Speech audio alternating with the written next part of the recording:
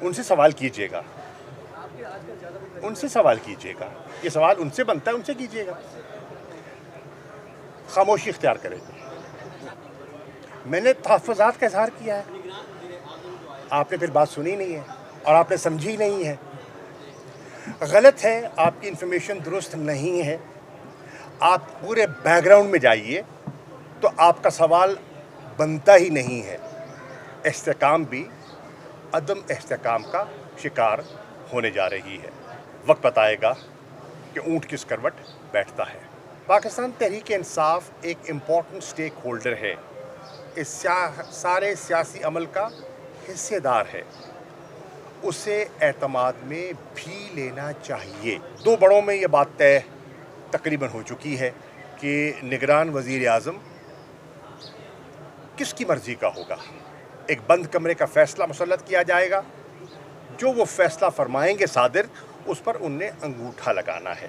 انتخابی اصلاحات پر جو ایک کمیٹی تشکیل دی گئی ہے ایاز صادق صاحب کی سربراہی میں، اس کی کئی نشستیں ہوئیں۔ اس میں پہلا تو میرا موقف یہ تھا اور میں دہرا دیتا ہوں کہ پاکستان تحریک انصاف ایک امپورٹنٹ سٹیک ہولڈر ہے، اس سارے سیاسی عمل کا حصے دار ہے، اسے اعتماد میں بھی لینا چاہیے۔ بڑی اہم اصلاحات زیر بحث ہیں اور لگتا یہ ہے کہ بڑی عجلت میں کی جا رہی ہیں۔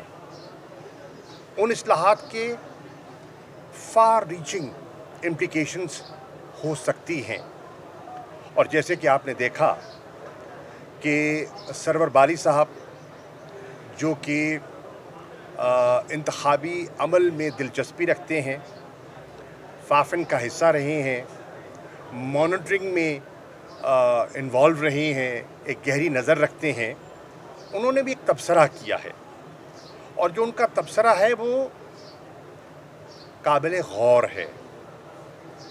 انہوں نے ایک حوالہ دیا کہ الیکشن ایکٹ 2017 کی سیکشن 9 میں جو ترمیم پیش کی گئی ہے اس کے بڑے سیریس کانسیکوینسز ہیں اور اس کی سیریس امپلیکیشنز ہیں۔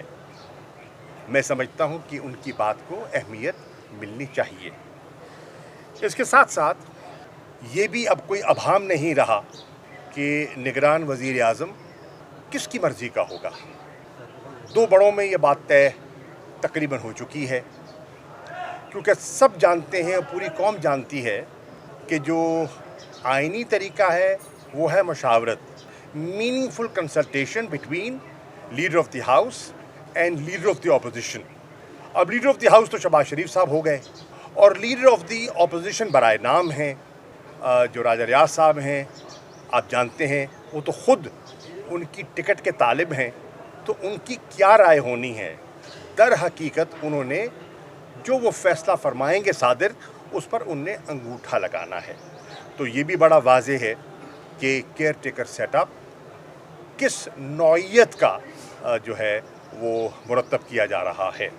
سوال یہ اٹھتا ہے کہ پاکستان کے سیاسی مستقبل کا فیصلہ کس نے کرنا ہے؟ تو کہ سربراہان نے کرنا ہے، یا یہ حق پاکستان کی عوام کو دیا جائے گا کہ وہ ایک شفاف انتخابات کے ذریعے اپنے نمائندے اور اپنی حکومت منتخب کریں؟ یہ ہے آج جو مسئلہ زیر غور ہے اور زیر بحث ہے۔ کیا ایک بند کمرے کا فیصلہ مسلط کیا جائے گا، یا عوام اتنی طاقت رکھتے ہیں کہ اپنے ووٹ کے ذریعے اس فیصلے کو وہ پلٹ دیں گے؟ وقت بتائے گا کہ اونٹ کس کروٹ بیٹھتا ہے۔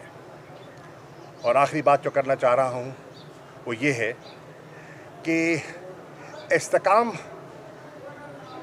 پارٹی میں بھی مجھے ایک عدم استحکام کی جھلک دکھائی دی ہے۔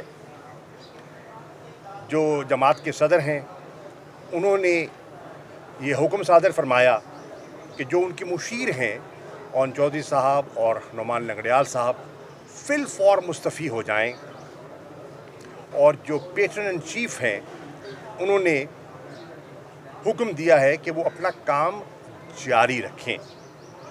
تو لگتا ہے استحکام بھی عدم استحکام کا شکار ہونے جا رہی ہے. شکریہ.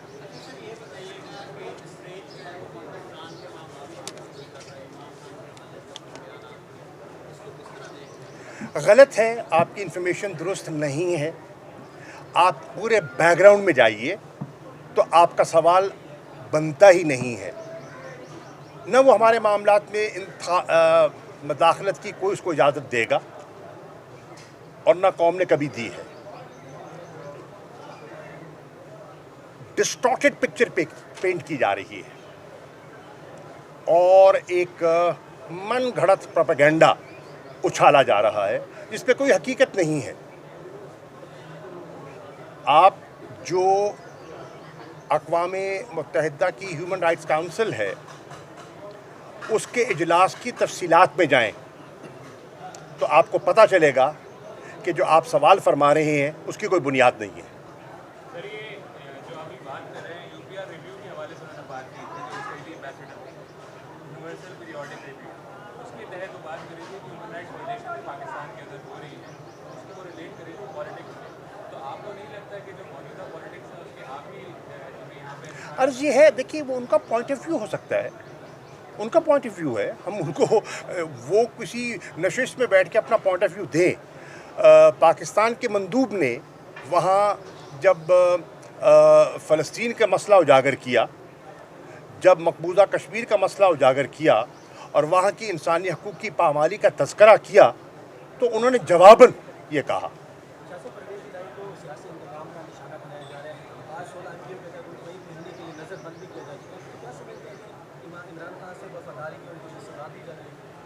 دیکھیے وہ ان کی جتنے کیسز گئے انہوں نے ہر کیس میں قانونی چارہ جوئی کی اور اپنا دفاع کیا اور جج صاحبان نے ان کو ریلیف دیا اور ریلیف کے بعد کوئی نیا کیس سامنے آ گیا اور اب جو آخری کیس تھا جب اس پہ بھی ان کو ریلیف مل گئی تو 16 ایم پی او کے تحت ان کو نظر بند کر دیا گیا ہے. میری نظر میں یہ مناسب نہ تھا نہ ہے اور بالکل انہیں سیاست کی نظر کیا جا رہا ہے.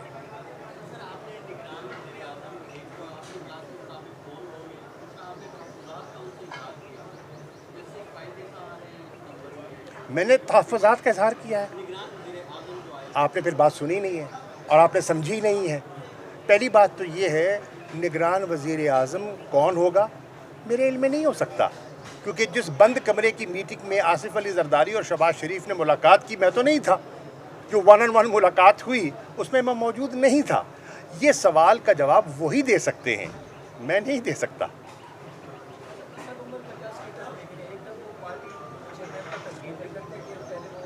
ان سے سوال کیجیے گا، ان سے سوال کیجیے گا. یہ سوال ان سے بنتا ہے، ان سے کیجیے گا. خاموشی اختیار کریں.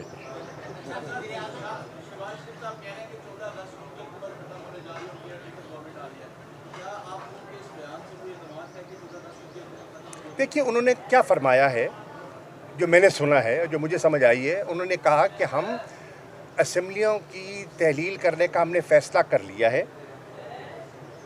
وقت سے پہلے، کچھ دن پہلے. اس سے مراد یہ ٹھہری کہ وہ 90 دن کے انتخابات کو ترجیح دے رہے ہیں. اب اگر 90 دن کو انتخابات ہونے ہیں تو آئین کی روح سے وہ انتخابات بنتے ہیں نومبر میں. 8 نومبر بنے، 9 بنے، 10 بنے، اس کے لگ بھگ بنتے ہیں. یہ آئین کہہ رہا ہے. اب یہ بتا سکتے ہیں یا الیکشن کمیشن بتا سکتا ہے کہ وہ ڈیٹ کیا دیں گے. انہوں نے ساتھ یہ بھی کہا ہے کہ آئین تو یہ کہتا ہے لیکن تاریخ الیکشن کمیشن نے دینی ہے. تو وہ بات کر بھی گئے اور ابہام بھی چھوڑ گئے.